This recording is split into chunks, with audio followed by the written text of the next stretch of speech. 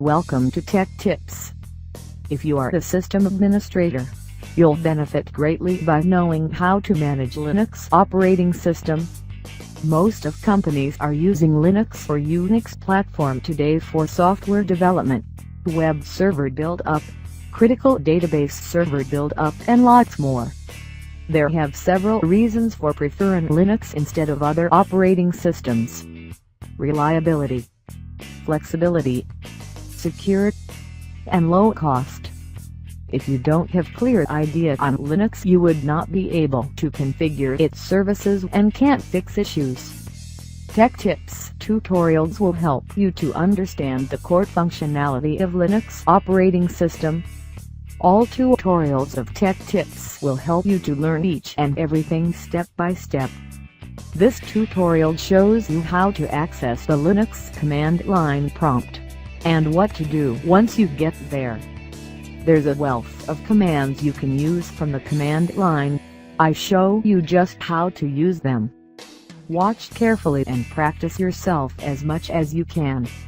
Subscribe Tech Tips by clicking on subscribe button and click on bell icon to get latest updates of upcoming tutorials. Let's start.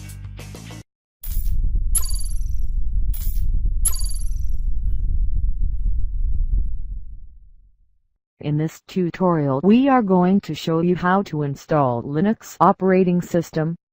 You can use a physical machine or virtual machine to install Linux operating system for testing purpose. Here we're using virtual machine. First, insert your Linux DVD in CD drive or mount the Linux installation media image file in case of virtual machine usage. Make sure your first boot device must be target DVD drive. After turn on, you will see this menu. We are using Red Hat Linux 6.0.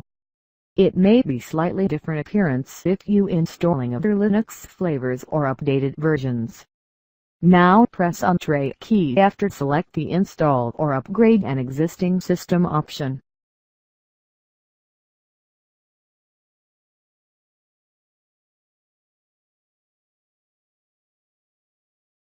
If you want to check your installation media, then press OK or just press on Skip tab.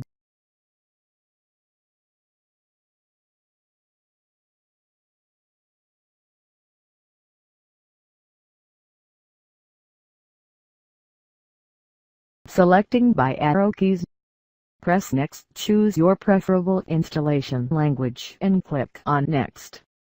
Choose appropriate keyboard and click on Next.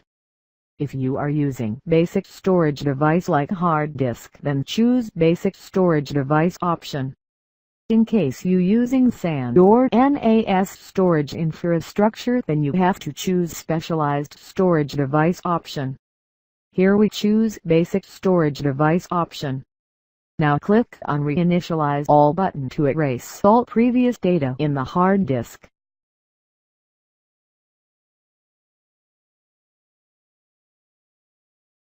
Now enter a host name. We make it unchanged because it can be changeable after installation. Skip Network Configure tab if not required.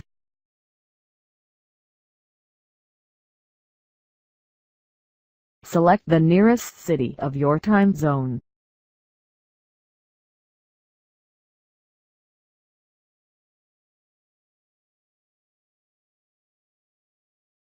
Now enter the root password.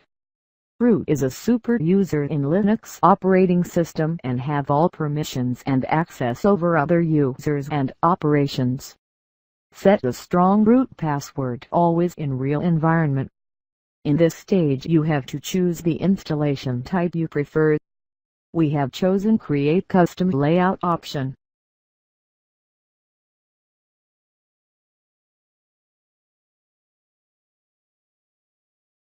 Total free space is showing here. Now click on Create button. Select Slandered Partition and press Create button. There have another few options also, we will discuss on those in upcoming tutorials. Now select the mount point, make the file system type ext4 and follow the steps like this video. Assign the space as per your needs.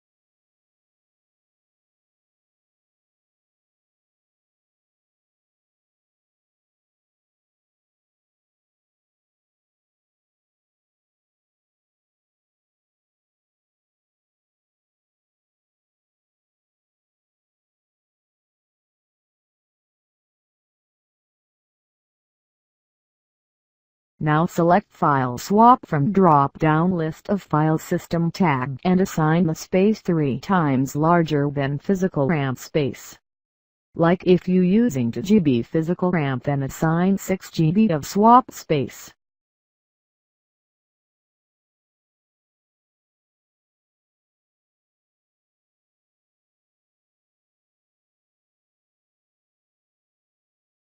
Click Next. Click Format. Click Write Changes to Disk to start formatting and file system creation process.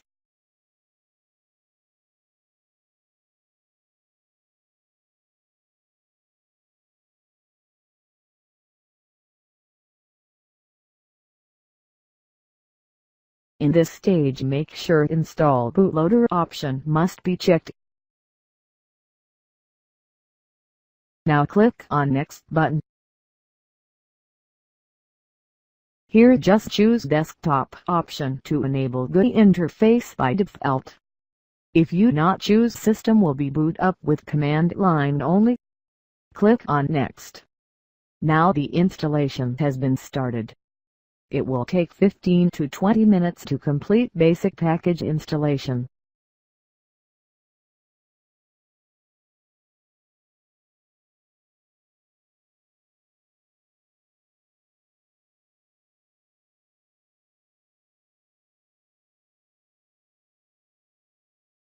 Now press on Reboot button.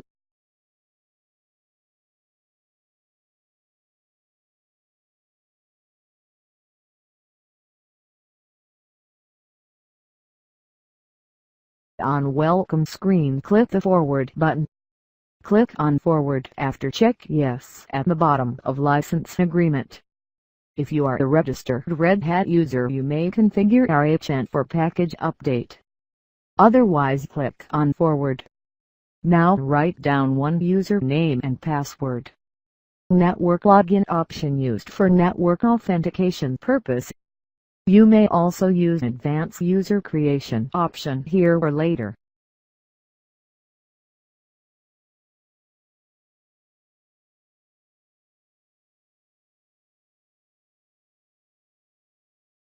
Click on Forward.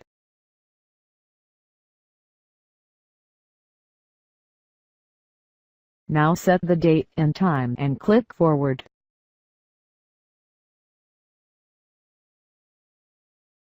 K-dump is a kernel crash dumping mechanism. We'll discuss it on another tutorial. You may skip and finish. Now here I am logged in with root user and now Linux operating system installation completed successfully.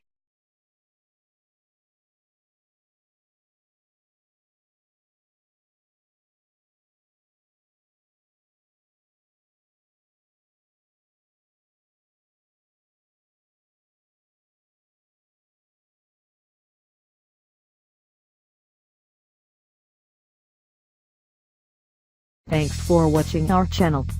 Like, share and comment if it is useful for you. subscribe Tech Tips for future video notifications.